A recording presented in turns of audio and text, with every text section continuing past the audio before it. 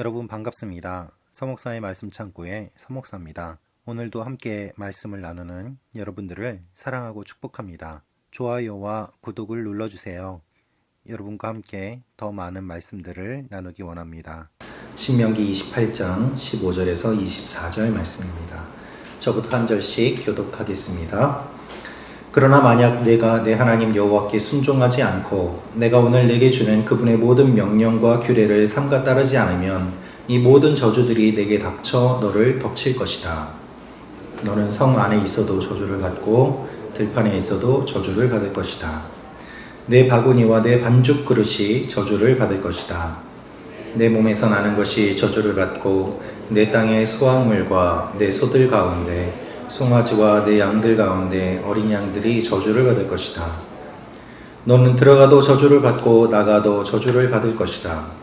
내가 그분을 버린 그 악으로 인해 여호와께서 내가 손을 대는 모든 일에 저주와 괴로움과 질책을 보내 내가 멸망하고 갑작스러운 파멸에 이르게 하실 것이다.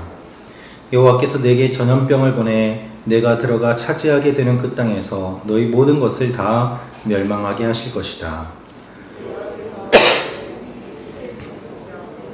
열병과 염증과 무더위와 가뭄과 식물을 시들게 하고 썩게 하는 병으로 내가 멸망할 때까지 치실 것이며 그것들은 내가 패망할 때까지 너를 쫓을 것이다. 내 머리 위의 하늘은 청동이 되고 내 아래에 있는 땅은 철이 될 것이다. 여호와께서 내 나라에 비 대신 모래흙과 먼지를 보내실 것이다.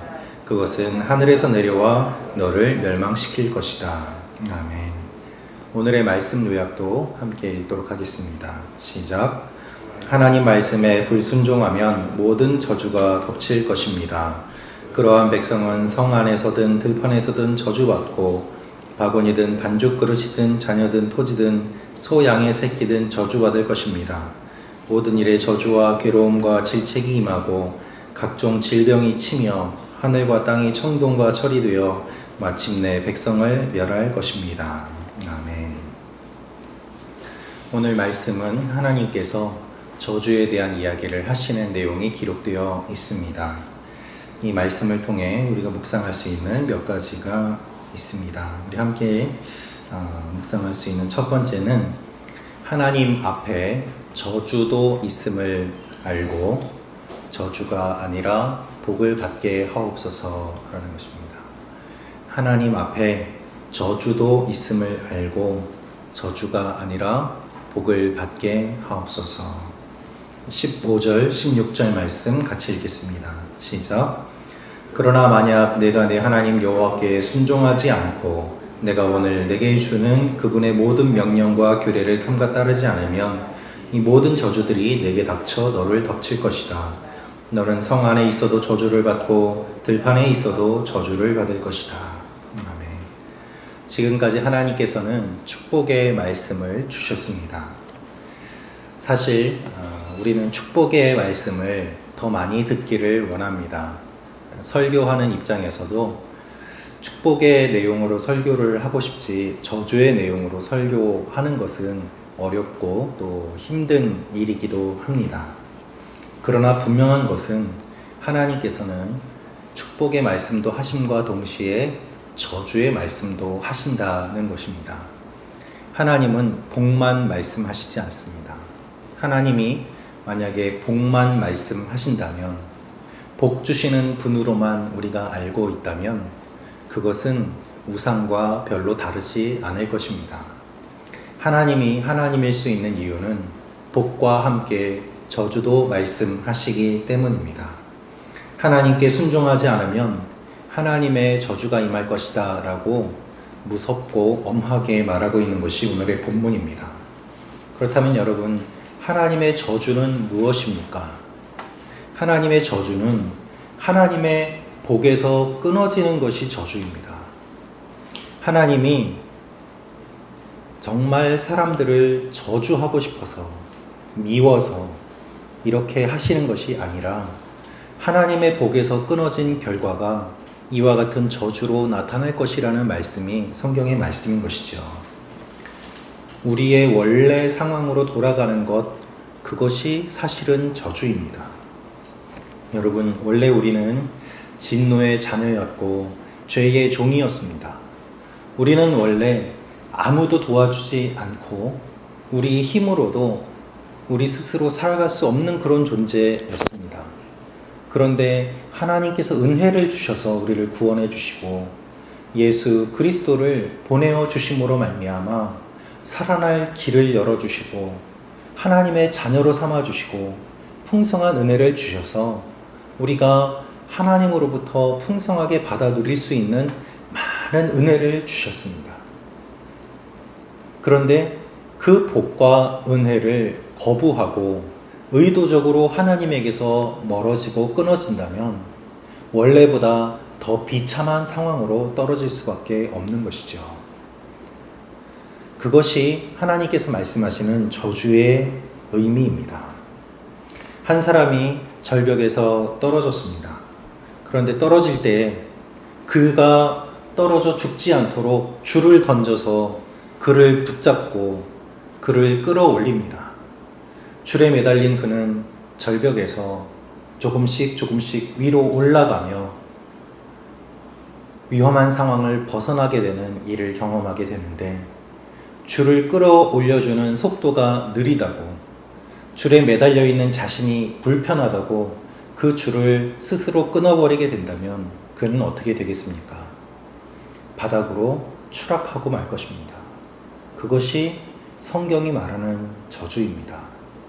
하나님에게서 스스로 멀어져 떨어지는 것, 자신의 의지로 멀리 하나님에게서 도망치는 것, 그 결과가 저주로 나타날 것이라고 주님은 말씀하고 계시는 것입니다. 그래서 오히려 하나님을 몰랐을 때보다 하나님을 알았다가 돌아선 사람들이 더 비참한 상황에 빠질 것이라고 말씀하고 계십니다. 위에 있는 사람, 줄을 붙잡고 있는 사람이 아래로 그를 떨어뜨린 것이 아니라 그 스스로 줄을 끄는 결과 그렇게 되는 것이죠. 여러분, 우리는 하나님을 붙잡아야 됩니다. 말씀을 붙잡아야 됩니다. 은혜를 붙잡아야 됩니다. 십자가를 붙잡아야 됩니다. 예수 그리스도 외에는 구원이 없습니다. 십자가 외에는 은혜가 없습니다. 그 아들을 죽기까지 우리를 사랑하시는 사랑의 표현인 십자가를 외면하고 다른 복을 구한다면 우리가 그 이상 어떤 복을 구할 수 있겠습니까? 주님의 십자가 외에는 더 큰 사랑이 없고 더 큰 은혜가 없지 않습니까? 우리가 신앙생활하면서 붙잡아야 될 유일한 표적은 십자가입니다. 유일한 표적은 부활입니다. 주님의 십자가와 부활을 붙잡지 않으면 우리는 믿음에서 벗어나게 되고 우상을 섬기게 되고 저주에 빠질 수밖에 없습니다. 우리의 피할 바위가 되시는 주님께 피하지 않으면 우리는 하나님의 진노를 받을 수밖에 없는 것이죠. 그래서 하나님께서는 저주의 말씀도 주시는 것입니다. 하나님을 떠난 결과가 저주가 될 것이다.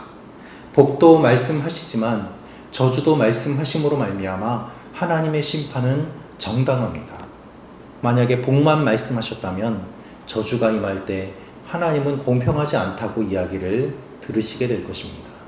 그러나 하나님은 복과 저주를 모두 다 말씀하심으로 말미암아 이 복을 따를 것인가 저주를 따를 것인가 우리에게 도전하시고 저주의 길을 가는 사람들이 심판받는 것에 대해서 하나님의 심판이 정당함을 말씀하십니다.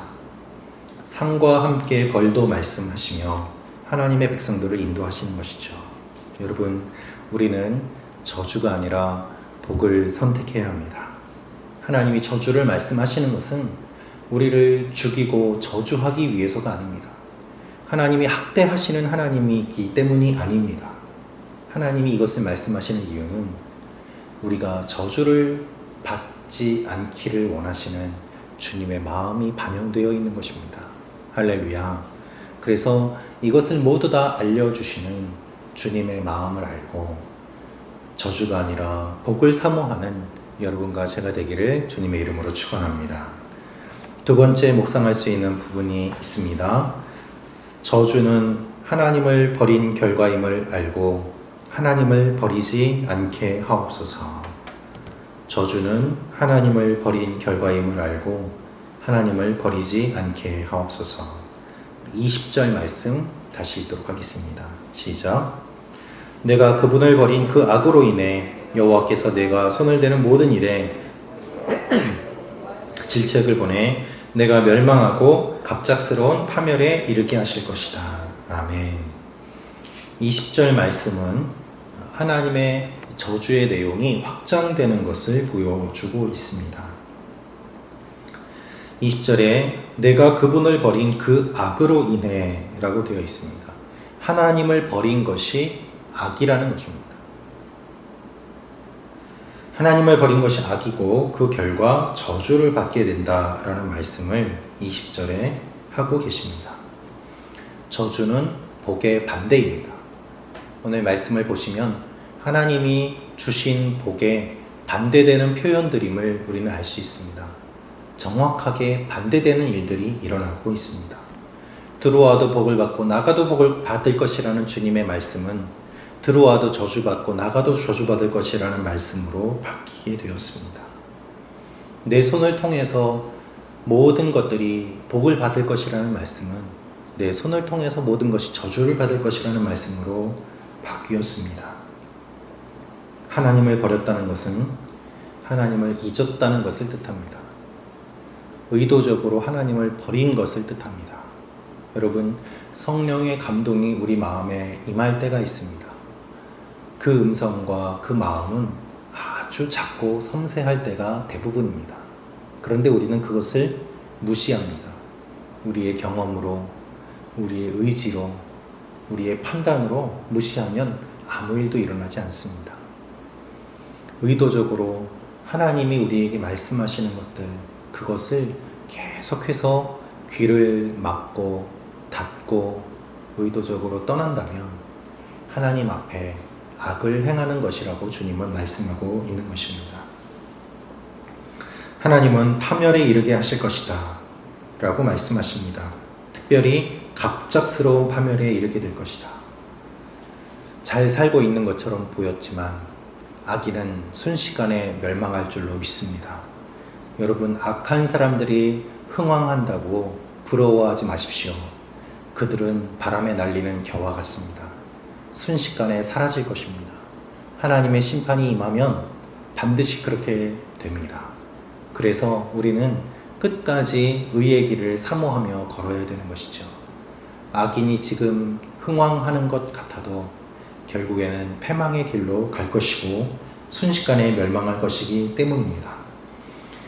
하나님이 파멸에 이르게 하신다는 말씀은 우리가 파멸에 이를 때까지 하나님이 저주하신다는 의미를 담고 있습니다.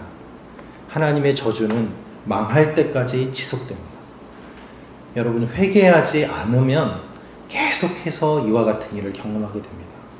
하나님은 회개하고 돌아올 때까지 끝까지 쫓아와서 이렇게 하시는 분이라고 성경은 말하고 있습니다. 하나님 앞에 죄 짓고 적당히 넘어갈 생각을 하지 마십시오. 하나님은 우리의 모든 것을 알고 계십니다. 하나님 앞에 회개함으로 정산해야 될 것은 회개해야 됩니다.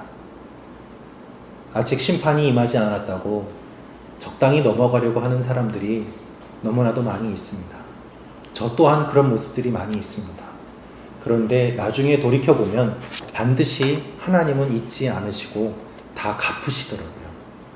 잘못한 것에 대한 책임을 물으시고 잘한 것에 대한 상도 주시고 하나님께서는 결국에는 다 정산하시는 분임을 저의 개인적인 경험으로 또 목회하면서 참 많이 보았습니다. 그런데 그것이 성경의 말씀입니다. 하나님 앞에 회개하고 돌아올 때까지 주님은 끝까지 쫓아와서 우리가 회개하기를 원하십니다. 그것이 주님의 마음입니다. 세 번째로 우리가 묵상할 수 있는 것은 하나님의 이 저주는 치열하고 끔찍하다는 것입니다. 하나님의 저주는 치열하고 끔찍합니다. 22절에서 24절 말씀 같이 읽도록 하겠습니다. 시작. 여호와께서 너를 몸이 피폐해지는 질병으로 열병과 염증과 무더위와 가뭄과 식물을 시들게 하고 썩게 하는 병으로 내가 멸망할 때까지 치실 것이며 그것들은 내가 패망할 때까지 너를 쫓을 것이다. 내 머리 위에 하늘은 청동이 되고 내 아래에 있는 땅은 철이 될 것이다. 여호와께서 내 나라에 비 대신 모래흙과 먼지를 보내실 것이다. 그것은 하늘에서 내려와 너를 멸망시킬 것이다. 아멘. 하나님께서 말씀하시는 이 저주는 개인을 떠나 공동체에 임하게 됩니다. 하나님은 전염병을 보내겠다라고 말씀하십니다. 나로 인해 축복이 퍼지는 것이 아니라 전염병이 퍼져나가는 것입니다. 나로 인해 축복이 퍼지는 것이 아니라 나로 인해 저주가 퍼져나가게 됩니다. 여러분, 우리는 한 사람의 영향력이 얼마나 큰지 눈으로 보는 시대 가운데 살고 있습니다. 그것이 좋은 영향력이든 나쁜 영향력이든 그렇습니다. 하지만 우리는 나쁜 영향력을 요즘 많이 보고 있죠. 코로나 사태 가운데 감염된 한 사람이 얼마나 많은 사람들에게 그것을 전파시키고 있습니까? 이태원에서 감염된 인천의 한 강사가 거짓말을 하니까 그 사람으로 인해서 다른 사람이 감염되어서 6차, 7차 감염까지 일어나는 일들이 일어나고 있습니다. 택배 회사가 문을 닫고 나라 전체가 혼란에 빠지는 일들이 일어나기도 합니다. 한 사람이 손을 대는 것마다 저주를 받는다는 의미가 얼마나 무서운 의미인지 우리는 체감하고 있지 않습니까? 이것이 하나님께서 말씀하시는 무서움입니다. 오해하지 마십시오. 지금 코로나가 하나님의 저주라는 의미는 아닙니다. 그것은 우리는 잘 알지 못합니다. 그러나 하나님께서 말씀하시는 이 내용을 우리의 삶에서 일어나는 일들을 통해서 너무나도 잘 볼 수 있는 것은 사실입니다. 그것이 전염병을 통해서 우리가 보고 배우는 것이죠. 한 사람의 죄는 한 사람의 죄로 그치지 않습니다. 한 사람의 죄는 공동체 전체에 영향을 미칩니다. 한 사람의 죄는 그 한 사람을 그치지 않고 모든 사람들이 영향을 받게 됩니다. 하나님의 저주도 마찬가지입니다. 죄 지은 한 사람만 저주받는 것이 아니라 그가 죄를 짓도록 방치해둔 공동체 전체가 저주를 받게 됨을 주님은 말씀하고 계십니다. 이것이 하나님의 저주가 가진 특징입니다. 그래서 여러분, 우리는 나만 잘 믿는 신앙이 아니라 우리 공동체가 함께 주님 안에서 세워지는 신앙을 가져야만 합니다.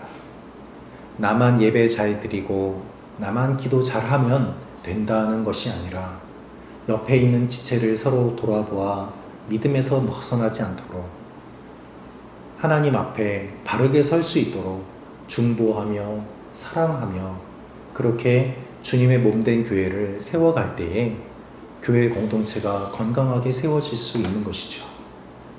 우리 교회는 문제가 없으니까 라며 안심하는 것이 아니라 모든 교회가 하나님 앞에 바르게 서도록 저 교회는 왜 저렇게 하는가 라며 비판하고